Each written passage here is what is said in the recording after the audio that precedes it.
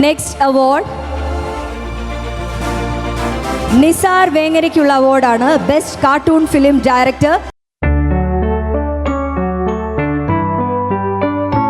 നിസാർ വേങ്ങര നിരവധി കാർട്ടൂൺ സിനിമകൾ സംവിധാനവും തിരക്കഥയും നിർവഹിച്ച് കുട്ടികളുടെ കൂട്ടുകാരനായി മാറിയ നിസാർ വേങ്ങര ഒത്തിരി ഷോർട്ട് ഫിലിമുകളിലും ടെലിഫിലിമുകളിലും സിനിമകളിലും അഭിനയിച്ചിട്ടുണ്ട്.